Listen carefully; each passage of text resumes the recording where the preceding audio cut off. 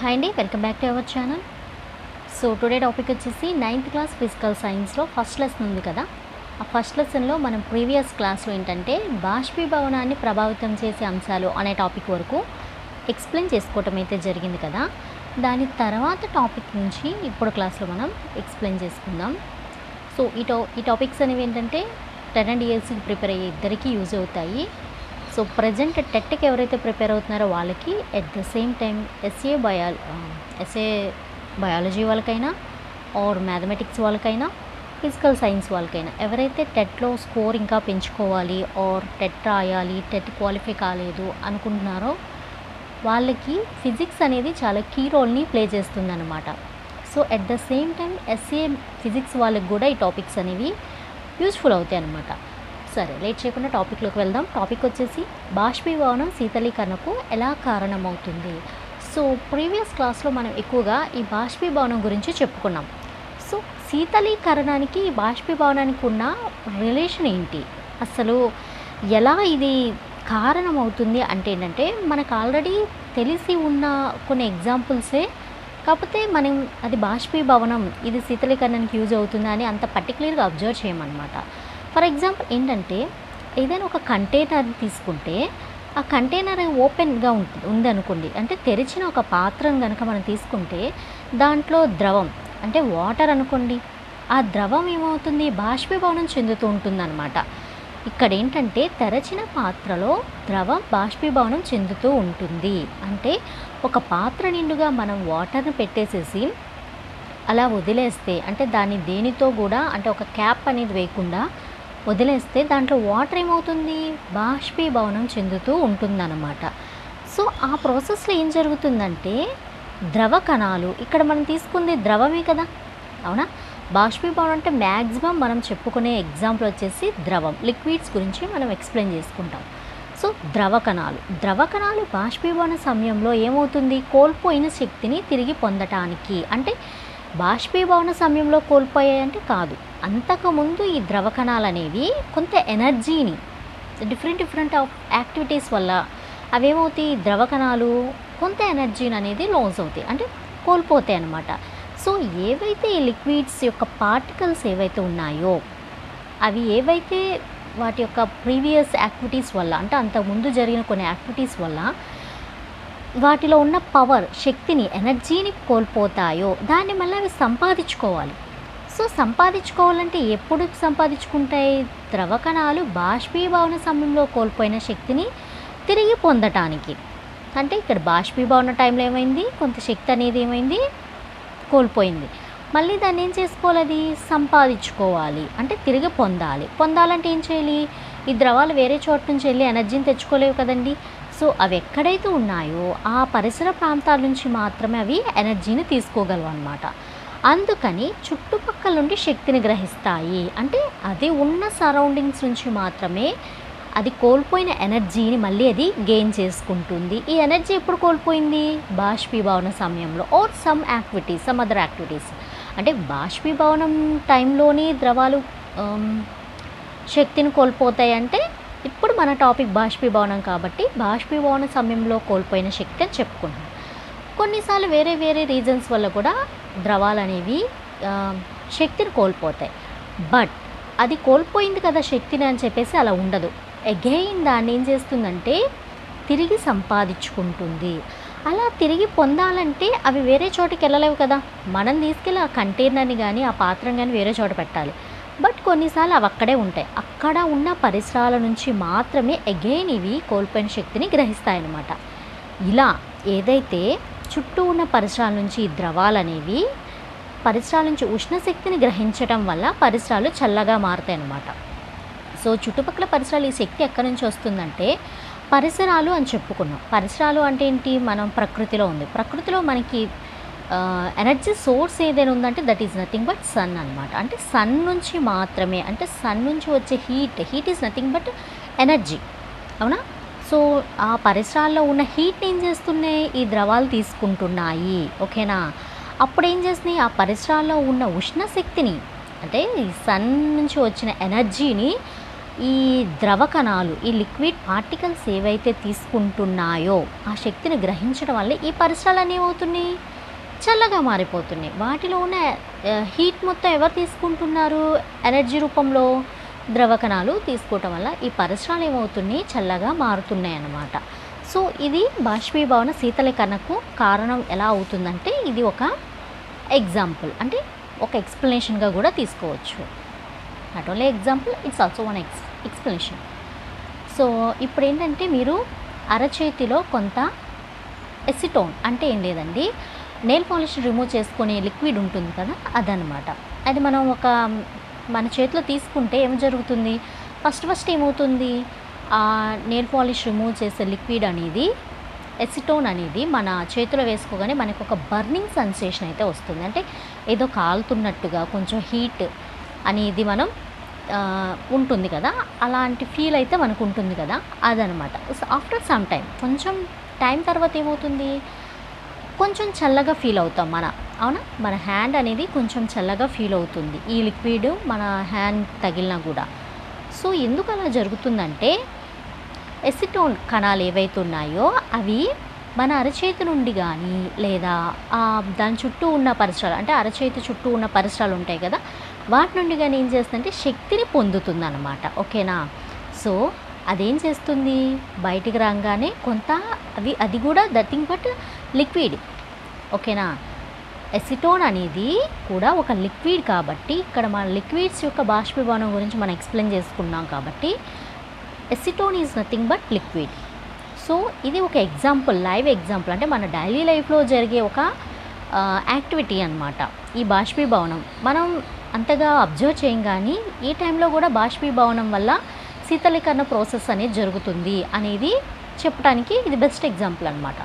So ఏం చేస్తాయి acetone కణాలు, అరచేతి నుండి కానీ మన పరిసరాల్లో ఉన్న శక్తిని కానీ ఏం చేస్తాయి అంటే ఎనర్జీని తీసుకోవటం వల్ల బాష్పీభవనం చెందుతాయి అన్నమాట. అప్పుడు మనం ఎలా ఫీల్ అవుతాం, మన అరచేయి ఎలా ఉంటుంది, చాలా చల్లగా అనిపిస్తుంది. So this is also one of the example.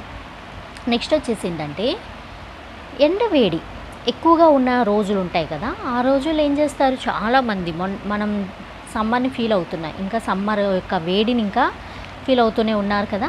ఈ టైంలో చాలామంది ఏం చేస్తారండి, ఇంటి పైకప్పును ఏం చేస్తారు, వాటర్తో తడుపుతూ ఉంటారు, నీళ్ళు చల్లుతారు. మైదానంలో, ప్లే గ్రౌండ్లో కానీ స్టేడియంస్లో కానీ వాటిలో ఏం చేస్తారు, వాటర్ అనేది పెడతా ఉంటారు. ఎందుకు, చల్లగా అవ్వటానికి. ఎందుకంటే నీటి యొక్క అధిక బాష్పీభవన గుప్తోష్ణం వేడిగా గల ఉపరితలాన్ని చల్లబరచుకు సహాయపడుతుంది. సో ఈ బాష్పీభవన గుప్తోష్ణం గురించి మన ప్రీవియస్ వీడియోస్ ఒకసారి చూడండి. ఓకేనా. నీటి యొక్క అధిక బాష్పీభవన గుప్తోష్ణం ఏదైతే ఉందో ఏం చేస్తుంది, వేడిగా గల ఉపరితలాలు, సో ఇంటి పైకప్పు కానివ్వండి, మైదానాలు కానివ్వండి, సమ్మర్లో ఎలా ఉంటాయి, ఉపరితలం మొత్తం చాలా వేడిగా ఉంటుంది. ఎప్పుడైతే ఈ వాటర్ని మనం అక్కడ చల్లుతామో అప్పుడు ఈ వాటర్లో ఉన్న గుప్తోష్ణం, బాష్పీభవన గుప్తోష్ణం అనేది ఏం చేస్తుంది, ఈ సరౌండింగ్స్లో ఉన్న వేడిని తీసేసుకొని వాటిని ఏం చేస్తుంది, చల్లబరచడానికి యూజ్ అవుతుంది అని చెప్తున్నారు. ఓకేనా. ఓకే. బాష్పీభవనం కారణంగా శీతలీకరణ ప్రభావాన్ని పొందే డైలీ లైఫ్లో కొన్ని ఎగ్జాంపుల్ అనేవి చూద్దాం అంటున్నారు ఇక్కడ. సో వేసవిలో మనం నూలు దుస్తులు ధరిస్తాం కదా, సో ఎక్కువగా ఏం చేస్తాం, ఈ సమ్మర్లో మనం కాటన్ డ్రెస్సెస్ అనేవి వేసుకుంటూ ఉంటాం. ఎందుకంటే సమ్మర్ అంటేనే భరించలేని వేడి అనమాట. మన శరీరం మనల్ని చల్లబరిచే ప్రక్రియ వల్ల మనకు చెమట ఎక్కువగా వస్తుంది. సో చాలామంది చెమట అంటారు, కానీ ఈ చెమట వల్ల ఏం జరుగుతుందంటే సమ్మర్లో మన బాడీ న్యాచురల్గా ఆ చెమటని బయటికి ప్రొడ్యూస్ చేసి చల్లగా ఉంచడానికి అది యూజ్ అవుతుంది. అదొక మెకానిజం అనమాట. ఓకేనా. ఈ చెమట వల్ల ఏమవుతుంది, మన శరీరం మనల్ని చల్లగా ఉంచే ఒక ప్రాసెస్ అన్నమాట. అందువల్ల మనకి ఈ వేసవిలో ఎక్కువగా చెమటలు అనేవి పడతా ఉంటాయి. బాష్పీభవనం చెందే సందర్భాల్లో ద్రవ ఉపరితలంలో కణాలు పరిసరాల నుండి లేదా శరీర ఉపరితలం నుండి శక్తిని గ్రహించి ఆవిరిగా మారతాయని మనకు తెలుసు. సో ఈ బాష్పీభవనం గురించి మనం ఏం చెప్పుకున్నాం, ద్రవ ఉపరితలంలో. ఓకేనా. అంటే లిక్విడ్ యొక్క అప్పర్ లేయర్ అనమాట. ఉపరితలాలు అంటే పైన ఉన్న లేయర్లో ఈ పార్టికల్స్, లిక్విడ్ పార్టికల్స్ ఏవైతే ఉన్నాయో అవన్నీ ఏం చేస్తాయంటే సరౌండింగ్స్, పరిసరాల నుండి కానీ, ఆర్ ఇప్పుడు మనం బాడీ గురించి చెప్పుకుంటున్నాం కదా, శరీరం గురించి, మన బాడీ యొక్క ఉపరితలంలో కూడా చాలా హీట్ అనేది ఉంటుంది, అవునా? Whenever compare to inside organs, అంటే శరీరం లోపలతో కంపేర్ చేస్తే సమ్మర్లో బయట ఉపరితలం అనేది చాలా వేడిగా ఉంటుంది కదా. సో ఆ వేడి అనేది that is nothing but energy అనమాట.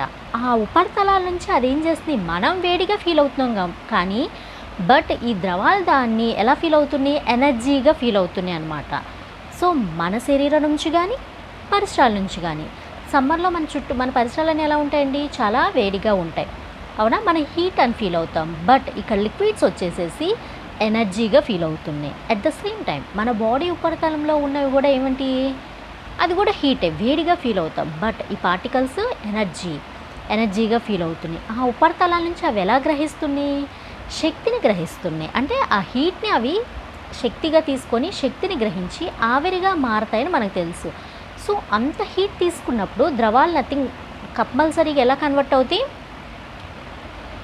అవుతాయి అండి, ఆవిరిగా కన్వర్ట్ అవుతాయి. మనకు తెలిసిందే కదా, ద్రవంలోని పార్టికల్స్, లిక్విడ్స్లో పార్టికల్స్ అనేవి ఎప్పుడైతే హీట్ని గ్రహిస్తాయో అవి ఏ స్టేట్కి వెళ్ళిపోతాయి, గ్యాస్ స్టేట్కి వెళ్తాయి. ఇది మనకు తెలిసిందే.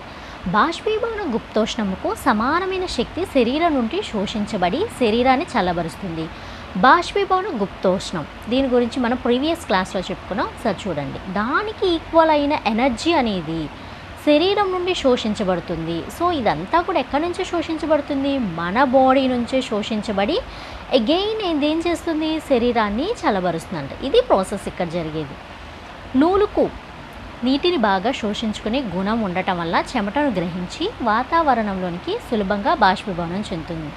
కాటన్ క్లాత్స్ ఏం చేస్తే త్వరగా వాటర్ని తీసేసుకుంటాయి కాబట్టి చెమట కూడా ఏంటి త్వరగా తీసేసుకుంటాయి ఆ డ్రెస్సెస్. దానివల్ల ఏంటి, వాతావరణంలో సులభంగా బాష్పీభవనం చెందడం వల్ల మనం చల్లగా ఫీల్ అవుతాము ఈ సమ్మర్లో కాటన్ డ్రెస్సులు వేసుకోవటం వల్ల అని చెప్తున్నారు. బాగా చల్లని నీటిని కలిగి ఉన్న గాజు గ్లాసు బయట ఉపరితలంపై నీటి బిందువులు మనం ఎందుకు చూస్తాం, ఎప్పుడు మనం ఇది చూస్తూనే ఉంటాం కదా. సో ఏంటంటే ఒక గాజు గ్లాస్ ఏదైతే ఉందో బాగా చల్లని నీటిని తీసుకుందాం, బాగా అప్పుడే ఫ్రిడ్జ్లోంచి తీసిన వాటర్ని తీసుకొని బయట పెడదాం. ఆఫ్టర్ సమ్ టైం, కొద్ది సమయంలో ఏమవుతుంది, ఆ గాజు గ్లాస్ యొక్క బయట ఉపరితలం మొత్తం ఏమవుతుంది, నీటి బిందువులు చూస్తాం కదా. ఇది మనకి డైలీ లైఫ్లో ఎక్స్పీరియన్స్ అవుతూనే ఉంటుంది. సో గాలిలో ఉన్న నీటి ఆవిరి ఏదైతే ఉందో చల్లని గ్లాస్ యొక్క ఉపరితలాన్ని తాకి శక్తిని కోల్పోతాయి. ఇక్కడ రివర్స్లో జరుగుతుందన్నమాట. నీటి ఆవిరి ఏం చేస్తుంది, దాంట్లో ఒక ఎనర్జీ అయితే ఉంది నీటి ఆవిరిలో. ఎప్పుడైతే ఈ గ్లాస్ ఉపరితలాన్ని తాకిందో దాని యొక్క ఎనర్జీ అనేది అది కోల్పోతుంది. అప్పుడేమవుతుంది, గ్యాస్ స్టేట్లో ఉన్న వాటర్ అనేది అంటే నీటి ఆవిరి అనేది ఏ స్టేట్లోకి వెళ్ళిపోతుంది, ద్రవ స్థితిలోకి మారుతుంది. దానిని నీటి బిందువులుగా చూస్తామన్నమాట. ఓకేనా. గాజు గ్లాసులో ఆ చల్లని వాటరు గ్లాస్లోంచి బయటికి అయితే రాదు. చాలామంది ఏమనుకుంటారు, ఇప్పుడే వాటర్ తీసి బయట పెట్టాం కదా అందుకని అలా అవుతుంది అనుకుంటారు, కానీ కాదనమాట. సో కొద్ది సమయం తర్వాత ఏమవుతుంది, గాజు గ్లాస్ యొక్క బయటి ఉపరితలంపై నీటి బిందువులు మనం చూసినప్పుడు ఏమవుతుందంటే, గాలి అంటే పరిసరాల్లో పెట్టాం, ఓపెన్ ప్లేస్లో పెట్టాం. ఓపెన్ ప్లేస్లో ఏముంటుంది, నథింగ్ బట్ ఎయిర్ ఉంటుంది. ఆ ఎయిర్లో ఏముంటుంది, ఖచ్చితంగా నీటి ఆవిరి, వాటర్ వేపర్స్ అయితే ఖచ్చితంగా ఉంటాయి కదా, ఇది కూడా మనకు తెలిసిందే. సో అవి ఏం చేస్తే వాటికి కొంత ఎనర్జీ అయితే ఉంటాయి. ఎప్పుడైతే ఈ చల్లని గ్లాస్ యొక్క సర్ఫేస్ని ఇది తాకిందో దానికి ఉన్న ఎనర్జీ అనేది కోల్పోతుంది. ఎవరు, నీటి ఆవిరి. అప్పుడు అది చల్లబరింది కదా, నీటి ఆవిరి చల్లబడితే ఎలా అవుతుంది, ద్రవస్థితిలో లిక్విడ్ స్టేట్కి వెళ్తుందని మనకు తెలుసు. సో దానివల్ల నీటి బిందువులు మనం చూడటం అనేది జరుగుతుంది. ఇదండి 9th క్లాస్ ఫస్ట్ లెసన్ మొత్తం కూడా పిన్ టు పిన్ విత్ యాక్టివిటీస్తో మనం మన ఛానల్లో ఎక్స్ప్లెయిన్ చేసుకోవటం అయితే జరిగిందనమాట. సో యాక్టివిటీస్ కూడా ఎందుకు ఎక్స్ప్లెయిన్ చేశారు అంటే, యాక్టివిటీస్ నుంచి కూడా మంచి మంచి బిట్స్ అనేవి వస్తాయి, ఈవెన్ టెట్లో అయినా డిఎస్సిలో అయినా. సో ఫస్ట్ లెసన్ వచ్చేసేసి మన చుట్టూ ఉన్న పదార్థం అనమాట. మన ఛానల్లో ప్రతి ఒక్క లైన్ టు లైన్ ఎక్స్ప్లెయిన్ చేయటం అయితే జరిగింది విత్ యాక్టివిటీస్. సో ఒకసారి ఛానల్ విజిట్ చేసి రిమైనింగ్ క్లాసెస్ కూడా చూడండి, మీకు చాలా యూజ్ అవుతాయి for TET and DSC also. ఇవన్నీ కూడా మనం ఎక్స్ప్లెయిన్ చేసుకున్నాం. సో అసలు మనం ఈ లెసన్ నుంచి ఏం నేర్చుకున్నాం అనేది చూద్దాం. ఫస్ట్గా ఏంటంటే, పదార్థం చిన్న కణాలతో రూపొందించబడుతుంది. ఫస్ట్ మనం నేర్చుకున్నది ఏంటి, పదార్థం అనేది చిన్న చిన్న పార్టికల్స్తో ఫామ్ అవుతుంది అనేది నేర్చుకున్నాం. మన చుట్టూ ఉన్న పదార్థం ఘన, ద్రవ మరియు వాయు అనే 3 స్టేట్లో ఉంటుందని కూడా మనం ఈ లెసన్ ద్వారా నేర్చుకున్నాం. అంటే ఎలా ఉంటుంది? 3 states: solids, liquids and gases. Simple. కణాల మధ్య ఆకర్షణ శక్తి ఘన పదార్థాల్లో ఇది మనకు తెలిసిందే కదా. ఆకర్షణ శక్తి ఎలా ఉంటుంది? Attraction between particles. ఒకవేళ మన సాలిడ్స్ కనుక తీసుకుంటే వాటిలో గరిష్టంగా అంటే చాలా ఎక్కువగా ఉంటుందన్నమాట. ద్రవాల్లో మీడియంగా మధ్యస్థంగా ఉంటుంది. వాయువులో కనిష్టంగా చాలా తక్కువగా ఉంటుందన్నమాట. ఓకేనా? అంటే ఆకర్షణ బలాలు అన్నమాట. కణాల మధ్య ఖాళీ ప్రదేశం గతిశక్తి ఘన పదార్థాల్లో కనిష్టంగాను, ద్రవ పదార్థాల్లో మధ్యస్థంగాను మరియు వాయు పదార్థాలు గరిష్టంగాను ఉంటుంది. ఇక్కడ చూడండి, ఆకర్షణ శక్తి, గతిశక్తి. ఓకేనా? కన్ఫ్యూజ్ అవ్వద్దు. అట్రాక్షన్, ఫోర్స్ ఆఫ్ అట్రాక్షన్ ఇది. ఓకేనా? ఇది వేరు. ఇదేంటిది? Kinetic energy. Force of attraction, kinetic energy. ఇక్కడ వచ్చేసి ఘన పదార్థాల్లో